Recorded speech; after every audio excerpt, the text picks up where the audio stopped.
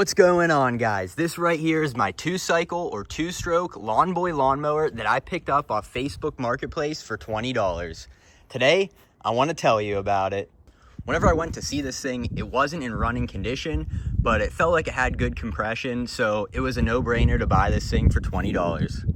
I brought it home and I started to work on it. Now, I don't have really any experience working on these older two-stroke Lawn Boy mowers, but the first thing I noticed was this thing did not have any spark. This one here in particular has this on and off switch up here by the controls, which almost looks to be aftermarket. I'm not sure if this was original or if the previous owner added this thing on. So to try to diagnose the spark issue, the first thing I did was check this switch, checked it for corrosion to make sure it was working properly and everything, and I found no problems with that. So then I started to tear this thing apart and I noticed that the original coil in here wasn't providing any spark. So I bought a cheap aftermarket one off Amazon, threw it in there, and we got spark.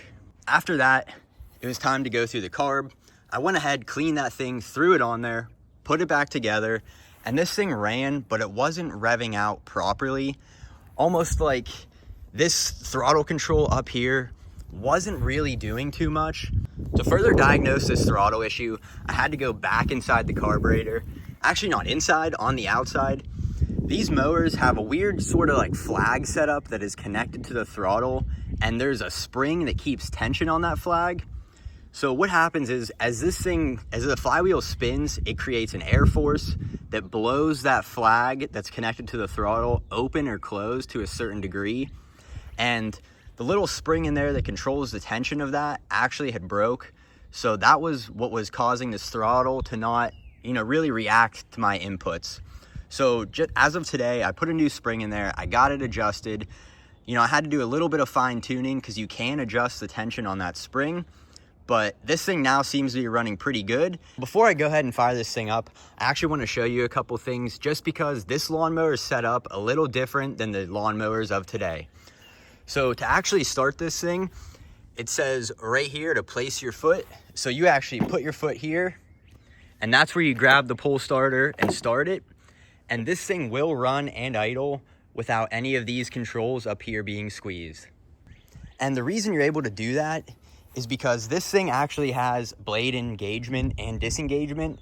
So this top lever right here, you actually flip this guy down. Let me see if I can do this one-handed and squeeze this.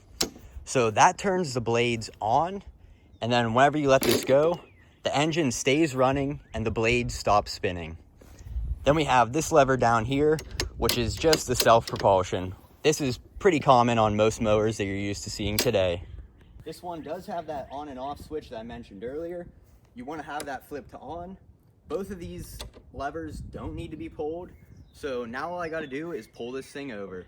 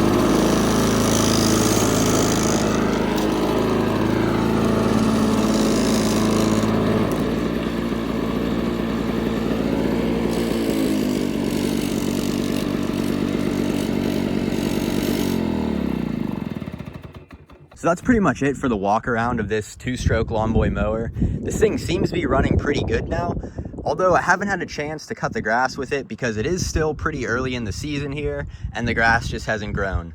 But once the grass starts to grow, I'll definitely be using this thing and posting some more videos to let you guys know how this thing works.